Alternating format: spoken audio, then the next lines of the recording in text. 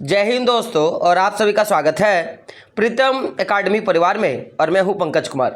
तो दोस्तों, आज हम लोग बात करेंगे आपके क्लास 9th का हिंदी का जो एग्ज़ाम होने वाला है आज, आपका वीकली टेस्ट पेपर। तो उसके कुछ इंपॉर्टेंट प्रश्नों पे बात करेंगे। तो अभी तक हम लोगों ने इसका सेट 1 ले लिया है, और साथ ही साथ इंग्लिश के आप देखोगे तो 3 सेट हम लोगों ने कंप्लीट कर लिया है। और अगर आप करते हो तो उम्मीद है कि यहीं से आपके प्रश्न आने के चांसेस ज़्यादा के ज़्यादा हैं।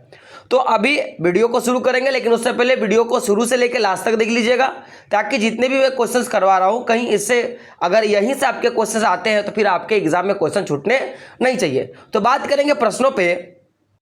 तो सबसे पहला प्रश्न देख सकते हो क्या है आपका, कि काजी होश में कैद पशुओं की हाजिरी क्यों ली जाती है होगी। तो ये हीरा और मोती की आपस में बात हो रही थी कि काजी होश में कैद पशुओं की हाजिरी क्यों ली जाती होगी।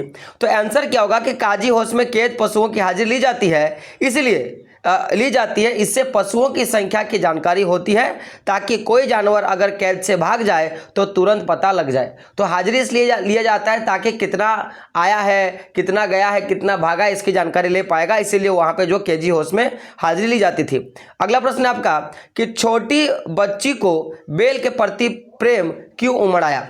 तो बात करें आंसर पर, तो छोटी बच्ची का बेलों के प्रति प्रेम उमड़ने के निम्नलिखित कारण है। सबसे पहला कारण क्या दिया है कि छोटी बच्ची की मां मर चुकी थी, वह मां के बिछुड़ने का दर्द जानती थी। उसे लगा कि वे भी उसी की तरह अभागे हैं और अपने मालिक से दूर है। ये बात उनको लग रहा था, जैसे कि बच्ची की मां मर चुकी थी, और मां मरने के बाद वो कितना दर्द, उसको बिछुड़ने का दर्द पता था, मां से बिछुड़ने का दर्द पता था। और ठीक उसी प्रकार बेल जो था अपने मालिक से बिछड़ चुके थे, तो उनको पता था कि जैसे दर्द मेरा हो रहा है, ठीक इसी प्रकार इसका भी दर्द होगा। तो वो दर्द वो जानती थी। अगला प्रश्न क्या है कि छोटी बच्ची को उसकी सौतेली मां सताती थी, या हीरा मोती पर अत्याचार कर रहा था, और वो भी देख रहा था कि जिस प्रकार मेरी मां मुझे सता रही है ना, ठीक उसी प्रकार हीरा मोती पर भी जो है यातनाएं पड़ रही है। तो यही कारण जो था कि बच्ची का प्रेम जो है बेलों के प्रति उमड़ कर आया। अगला प्रश्न आपका देख सकते हो, प्रस्तुत कहानी में प्रेमचंद्र ने गधे के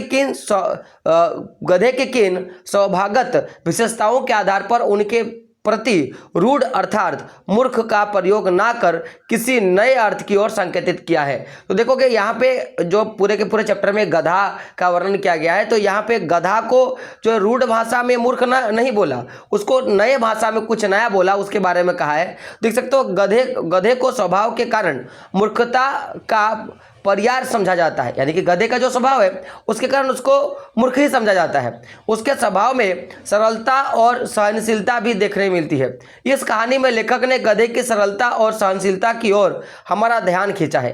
प्रेमचंद ने स्वयं कहा है कि सद्गुणों का इतना अनादर कहीं नहीं हो देखा। ये जो लोगों के जो अच्छे गुण होते हैं ना, उनका अनादर होता है। अगर आप अच्छे हो तो आपको क्या करेगा, समाज आपको अच्छा नहीं बोलता, आपकी बुराई करता है ना। वही बोला है कि सद्गुणों का इतना अनादर कहीं नहीं देखा।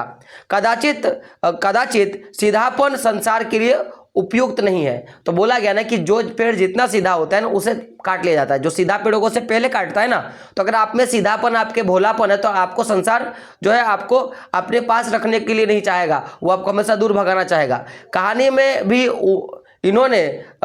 में उन्होंने सीधेपन को दुर्दशा दिखलाई है और मूर्खता की नहीं है ना। और उन्होंने क्या है कि उस सीधेपन को जो है दुर्दशा बताया है, उसे मूर्खता नहीं कहा है। अगला प्रश्न है आपका कि किन घटनाओं से पता चलता है कि हीरा और मोती में गहरी दोस्ती थी। तो बात करें, सबसे पहला देख सकते हो, अगर मैं बात करूं तो क्या है आपका, दो बेलों की कथा नामक पाठ में एक नहीं अनेक घटनाएं हैं जिनसे पता चलता है कि हीरा और मोती में गहरी दोस्ती थी। उसमें से पहला देखेंगे, जैसे में पहला, दोनों बेल हल या गाड़ी में जोत दिए जाते और गर्दन हिला हिला कर चलते। उस समय हर एक की चेष्टा होती कि ज़्यादा से ज़्यादा बोझ मेरे कंधों पे आए, और वो चाहता था कि ज़्यादा ज़्यादा जो है बोझ जो है मेरे ऊपर आए, मेरे गर्दन पर आए, इसीलिए वो क्या करते थे, ज़्यादा जोर लगाते थे। पहला। दूसरा क्या है, दिन भर के बाद दोपहर या संध्या को दोनों खुलते तो एक दूसरे को चाट चूट कर अपनी थकान मिटा लिया करते। नींद में खली भूसा नांद में खली भूसा पड़ जाने के बाद दोनों साथ उठते, साथ नान में मुंह डालते और साथ ही बैठते। यानी कि जहाँ पे बेलों को रखा जाता था ना, तो वहाँ पे खाना डाला जाता था, तो ऐसा था कि दोनों ही साथ में उठते थे, साथ में खाते थे। वो नहीं खाता था तो ये नहीं खाता था, है ना। तो एक मुंह हटा लेता तो दूसरा भी क्या करता, मुंह हटा लेता। ये इनका पूरा का तरीका था। अगला क्या था, मटर खाते समय मोती के पकड़े जाने पर हीरा भी वापस आ गया और दोनों ही काजी होश में बंद किए गए। और देखो ऐसा है ना कि आप देखोगे स्कूल में अगर एक दोस्त भाग रहा, दूसरा अगर देखा तो जाके बोल देता है, लेकिन जब यहाँ पे एक पकड़ा गया ना तो दूसरा भी क्या किया गया, खुद जाके अपने आप को पकड़ा लिया।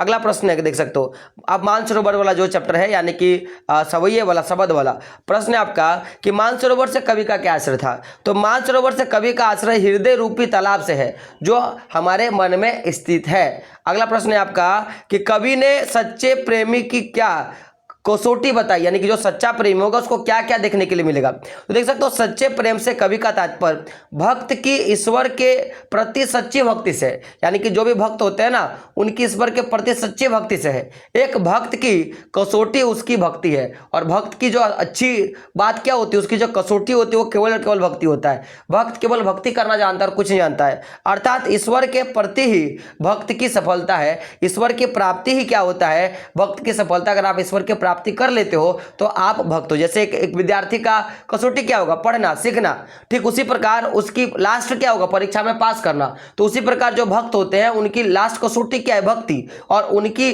सफलता क्या है, तो ईश्वर को प्राप्त कर लेना।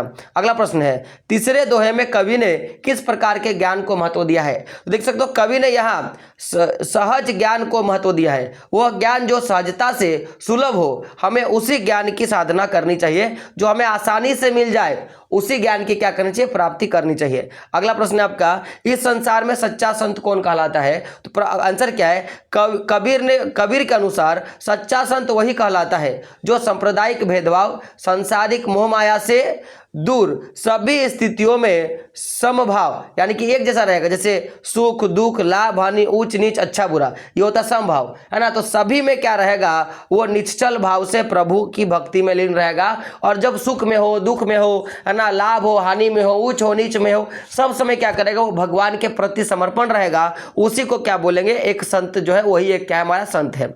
अगला प्रश्न है आपका, अंतिम दो दोहे में के माध्यम से कबीर ने किस तरह की संकीर्णता की ओर संकेत किया है। तो बात करेंगे पहले आंसर पे, तो अपने अपने धर्म को श्रेष्ठ सिद्ध करना और दूसरे के धर्म का निंदा करना, इसको गलत बोला है। अगला क्या है, ऊंचे कुल के गर्व में जीने की संकीर्णता, कि आप ऊंचे कुल में हो और आप अच्छे हो, ये बात को भी उन्होंने दोषी माना है। मनुष्य केवल ऊंचे कुल में जन्म लेने से बड़ा नहीं होता, वह बड़ा होता है अपने अच्छे कर्मों से। अगर आप अच्छा काम करोगे ना तो तभी आप ऊंचे कुल के कहलाओगे। जैसे बोला गया ना कि आप नीचे कुल में जन्मे हो लेकिन काम जो है आपका ब्राह्मणों वाला है तो आपको ब्राह्मण बोलेगा। आप उच्च कुल में जो जन्मे हो, आप ब्राह्मण हो, जन्म से ब्राह्मण हो, लेकिन आप चोरी चकारी करोगे तो आप नीच कुल के हो जाओगे ना। तो कर्म से बड़ा होता है इंसान। अगला प्रश्न है आपका कि किसी भी व्यक्ति की पहचान उस कुल से होता है या कर्म से। तर्क से उत्तर देना है। अगर कोई व्यक्ति जन्म लिया है तो उसकी पहचान कुल से होगा कि उसके कर्म से होगा। देख सकते हैं आंसर क्या कहा है कि राम, कृष्ण, बुद्ध, महावीर आदि राजा केवल ऊंचे कुल में जन्म लेने के कारण महान नहीं बने हैं, वे महान बने तो अपने उच्च कर्मों से। अगर आप राम का बात करोगे, कृष्ण का बात करोगे, बुद्ध का बात करोगे, महावीर का बात करोगे तो सभी के सभी ऊंचे कुल में जन्मे हैं, लेकिन ऊंचे कुल में जन्म लेने से ये बड़े नहीं है। इनको ऊंचा किया है इनके कर्म से। तो इसके विपरीत कबीर, सूर, तुलसी बहुत ही सामान्य घरों से पैदा हुए परंतु संसार भर में अपने कर्मों के कारण प्रसिद्ध है। वहीं आप तुलसीदास का बात करोगे, कबीर दास का बात करोगे, है ना, सूरदास का बात करोगे, दास है सबसे निम्न कोटि का, है ना, हरिजन है, लेकिन फिर भी इनका देखोगे नाम जो है राम, कृष्ण, बुद्ध, महावीर के बराबर होता है। अतः हम कह सकते हैं कि व्यक्ति की पहचान ऊंचे कर्मों से होता है, कुल से नहीं। अगले प्रश्न बात करें। प्रश्न है आपका, मनुष्य ईश्वर को कहां कहां ढूंढता फिरता है। तो हिंदू अपने ईश्वर को मंदिर में तथा पवित्र तीर्थ स्थलों में ढूंढता है, तो मुसलमान अपने अल्लाह को काबे या मस्जिद में, और मनुष्य ईश्वर को योग, वैराग्य तथा अनेक प्रकार की धार्मिक क्रियाओं में खोजता फिरता है। ठीक है ना। तो लोग जो है ना अलग अलग तरीके से लोगों को ढूंढता है ना। अगला प्रश्न है आपका, भगवान को ढूंढता है। अगला प्रश्न है आपका, कबीर ने ईश्वर प्राप्ति के लिए किन प्रचलित विश्वासों का खंडन किया, यानी कि किन किन बातों का विरोध किया कि ये चीजें नहीं होनी चाहिए। देखो कबीर ने क्या कहा कि कबीर ने ईश्वर प्राप्ति के लिए प्रचलित विश्वास जैसे मंदिर मस्जिद में जाकर पूजा अर्चना करना या नमाज पढ़ना अथवा योग वैराग्य जैसी क्रियाएं, पवित्र तीर्थ स्थलों की यात्रा करना, आडंबर युक्त भक्ति करके ईश्वर प्राप्ति की इच्छा करना, इन सभी प्रचलित मान्यताओं का क्या क्या खंडन किया है। तो ये वाला प्रश्न याद कीजिएगा, इंपॉर्टेंट आपका प्रश्न है। अगला क्या है आपका, कबीर ने ईश्वर को सब श्वासों की श्वास में क्यों कहा है। कबीर ने कहा कि ईश्वर जो है सब श्वासों की श्वास है। ऐसा क्यों कहा, तो सभी जीवों की रचना ईश्वर द्वारा की गई है, अतः ईश्वर का वास हर प्राणी की हर सांस में, अर्थात ईश्वर हर प्राणी में समाया है। इसीलिए कबीर ने ईश्वर को सब सांसों की सांस बताया, क्योंकि देखो उनका मानना है कि जब भगवान ने ही व्यक्ति को बनाया है तो उनके श्वास में भगवान छुपा हुआ है, तो हर श्वासों में यानी कि हर व्यक्ति के सांस में क्या है, ईश्वर छुपा है, ऐसा कहा है। अगला प्रश्न है आपका, कबीर ने ज्ञान के आगमन की तुलना सामान्य हवा से ना कर आंधी से क्यों की है। तो बात करें आंसर पर, सामान्य हवा में वस्तुओं को प्रभावित करने की उतनी क्षमता नहीं होती है जितनी आंधी में होती है।